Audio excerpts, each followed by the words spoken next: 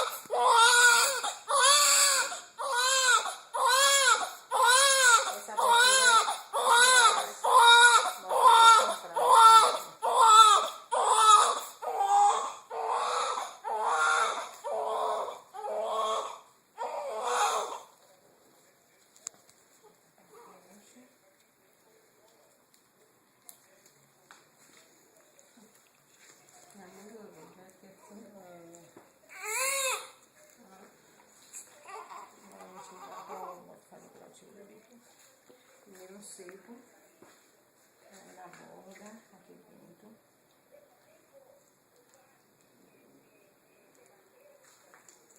E o comprimento. E geralmente não demora quantos dias. Se você fazer a cada troca de fralda direitinho, 5 dias cai. Agora tem nem que leva mais.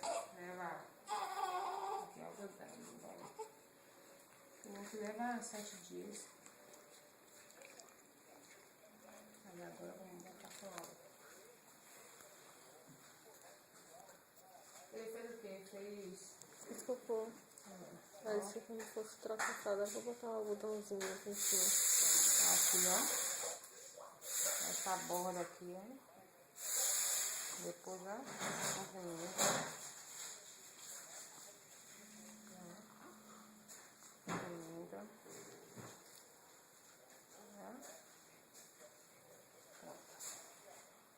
Fez isso.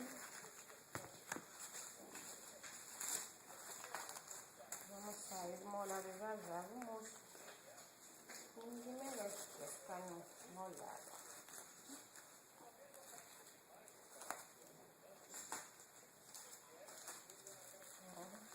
Vou fechar a fralda de um jeito que fique o umbiguinho pro lado de fora.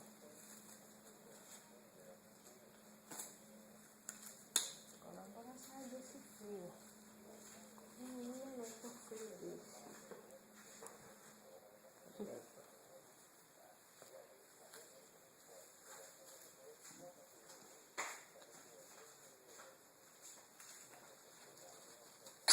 Saúde.